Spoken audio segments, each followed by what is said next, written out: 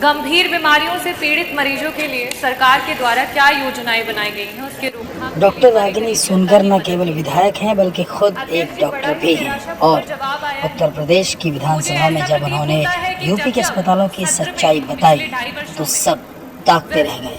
आपके विभाग के द्वारा जब भी प्रश्न पूछे गए हैं तो आपका एक सेम आंसर है कि हमने इतने जिला अस्पताल, इतने मेडिकल कॉलेज, इतनी डायलिसिस की मशीन, इतने एम्बुलेंस। अध्यक्ष जी, मेरा बड़ा ही स्पष्ट सा सवाल था और अगर आपने ये बताया है कि आपके इतने जिला अस्पताल, इतने मेडिकल कॉलेजेस हैं, तो मैं इस सदन के माध्यम से जौनपुर से जो हमारा मेडिकल कॉलेज है उसकी कुछ पिक्चर है वो आपको दिखाना चाहूंगी कि जहां पे काला पानी तैर रहा है, जो बिल्डिंग्स हैं वो बनने से पहले खंडहर हो चुकी हैं, ये स्थिति है।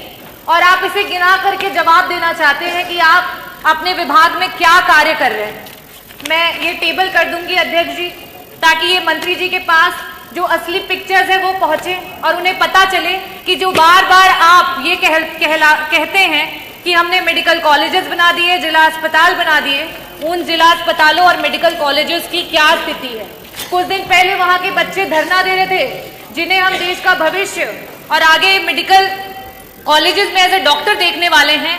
आज उनके पास ना शुद्ध पेयजल है, ना बिजली है, ना पानी है। हम मरीजों को क्या ठीक करेंगे मंत्री जी? हमारे तो डॉक्टर बीमार हो रहे हैं, कभी डेंगू, कभी मलेरिया और कभी जॉन्डिस से। ये स्थिति है अध्यक्ष जी।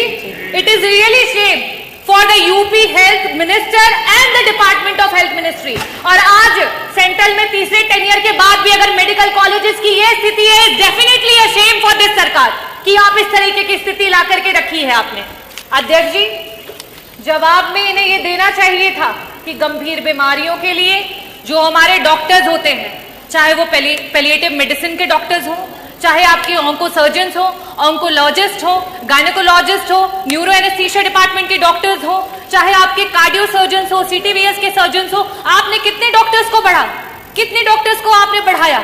आज पेशेंट्स के अनुपात में आपके पास कितने आईसीयू के बेड्स हैं, कितने वेंटिलेटर्स हैं? अगर ये जवाब आता तो वाकई मुझे लगता कि आपके विभाग को कोई जानकारी है और सही में आप सरकार की और जनता के लोगों के लिए कुछ काम कर रहे हैं। अध्यक्ष जी, मैं वापस से अपने प्रश्नों पे आऊंगी कि मंत्री जी, सिर्फ और सिर्फ आपसे 2 प्रश्न हैं और उसके उत्तर गोल गोल ना घुमा करके सीधी तरीके से बस बता दीजिए कि आज उत्तर प्रदेश कैंसर जैसी बीमारी में देश में टॉप कर रहा है। ये प्रदेश आज इस समय वर्तमान में 2024 में हमारे पास कैंसर के 16 लाख मरीज हैं और हर वर्ष 2 लाख मरीज आपके बढ़ते चले जा रहे हैं।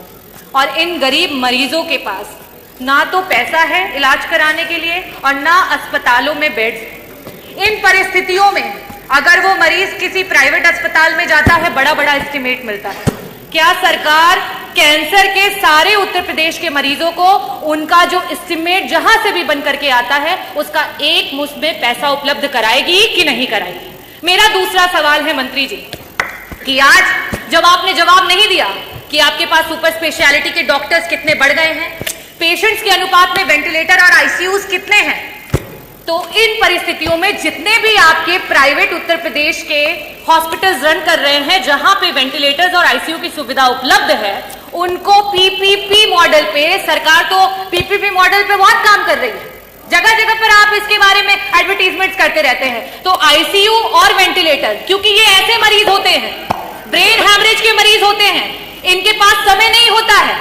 मंत्री जी, अगर एक्सीडेंट हो गया, आज बीपी बढ़ गया और ब्रेन हैमरेज हो गया तो तुरंत उसका ऑपरेशन होना है, लेकिन उनके पास पैसा नहीं होता ना वेंटिलेटर पे देने के लिए, ना उन वेंटिलेटर्स पे रहने के बाद।